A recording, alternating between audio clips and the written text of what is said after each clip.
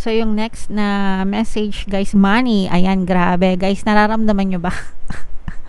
Kapag grateful kayo, lalong pumapasok yung money sa buhay nyo. Lalong nahahatak nyo yung swerte. So, guys, i-comment nyo na sa baba, mga kapiksi, mind money, mind abundance, mind wealth, mind blessings, mind miracles, okay?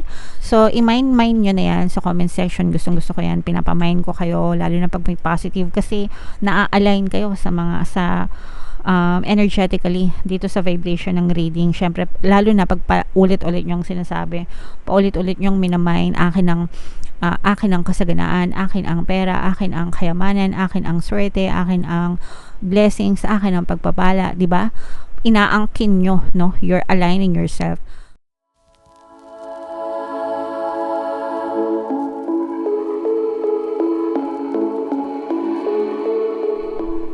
Hello guys, hello Sagittarius. Welcome back to Pinoy Pixie Tarot.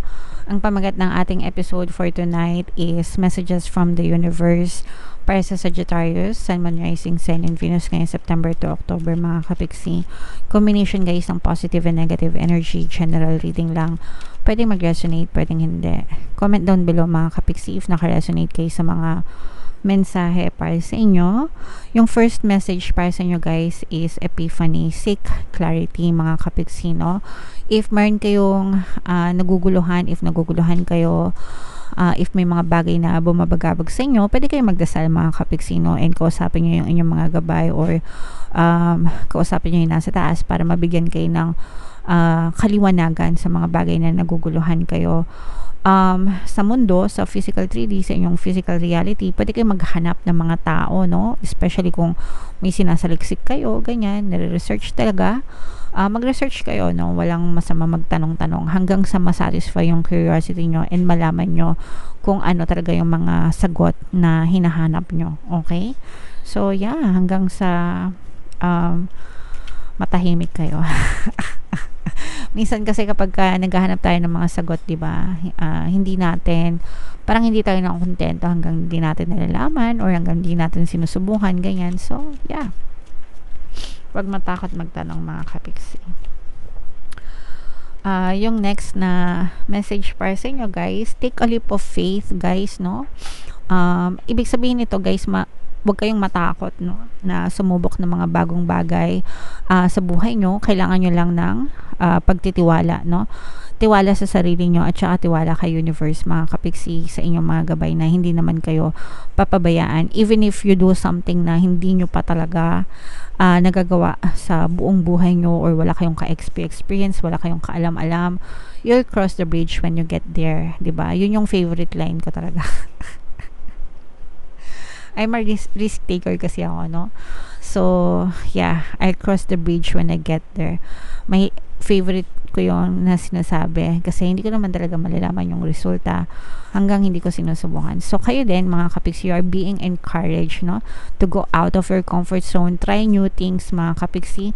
Konting tiwala lang sa sarili and konting tiwala din sa nasa taas. Syempre, magdasal kayo. Hindi kayo papabayaan, mga kapiksi.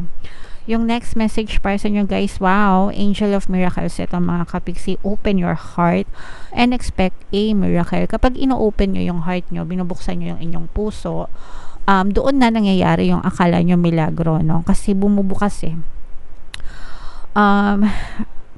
yung mga galit, anger, hatred, resentment, grudges, yan yung mga negative emotions. Parang ano yan, padlock, no? Na naglalak ng puso nyo. Hindi po mapasok yung mga blessings, hindi po mapasok yung mga biyaya sa buhay nyo. Pero if puro positive emotions yung nasa puso nyo, kaligayahan, kasiyahan, kapayapaan, pagpapatawad, pagiging maunawain, mabait, all the times, yun, mga kapiksino, talagang bubukas yung pintuan ng milagro sa buhay nyo, or blessings, no? So, syempre, gusto natin yun, di ba? Sino may gusto ng problema? Taas kamay. Gusto nyo ba ng problema? Syempre ayaw nyo. Gusto nyo ng happiness, diba? Blessings, pagpapala, riches. So, syempre, dun tayo. So, make sure na inaalis nyo, guys, yung mga negative emotions sa puso nyo, and you're only focusing on the positive emotions, positive things, syempre. para maging magaan yung pasok ng biyaya sa buhay nyo. Okay? Alright. So, in short, papasukin nyo yung milagro sa buhay nyo, mga kapiksi. Gratitude, ito yung isa sa mga pamamaraan, guys, para pumasok yung biyaya, no? Gratitude, that's the first step, mga kapiksi. Ang tawag ko dito yung susi, no? Ito yung susi ng blessings, mga kapiksi, kasi kahit na para mawala yung mga negative emotions nyo, di ba? Galit, anger, hatred, resentment, yung mga reklamo, yan. Kapag kayo ay nag-shift sa gratitude, nawawala yung mga negative emotions nyo. Gratitude is pagpapasalamat, mga kapiksi. Thankful, no? Grateful, thankful. Thankful ako sa lahat ng blessings na meron ako. Nagpapasalamat ako, buhay pa ako. Nagpapasalamat ako, humihinga pa ako. Nagpapasalamat ako, nakasurvive ako ng isang araw. Kahit gaano kahirap ng buhay nyo, there are still things to be grateful for, mga kapiksi. And the more na nagpapasalamat kayo sa mga blessings na yon, the more na nawawala yung mga negative emotions, and the more na bibigyan ka ng universe ng mga evidences of things you are grateful for. Mararamdaman mo unti-unti gagaan yung iyong pamumuhay hanggang sa maging abundant ka na. Okay? So, practicing nyo, guys, yung attitude of gratitude. Always be grateful. Palaging magpasalamat. So, dito sa comment section na to, type nyo na agad, thank you, diba? Thank you, universe. Thank you, Papa G. Thank you kung sino man yung gusto nyong pasalamatan. Thank you rin sa inyo, guys, sa panonood ng mga videos natin. I love you all so much, mga kapigsi. Kung wala kayo, walang Pinay Pixie Tarot. So, yung next na message, guys, money. Ayan, grabe. Guys, nararamdaman nyo ba? Kapag grateful kayo, lalong pumapasok yung money sa buhay nyo. Lalong nahahatak nyo yung swerte. So, guys, i-comment nyo na sa baba, mga kapiksi, mind money, mind abundance, mind wealth, mind blessings, mind miracles, okay?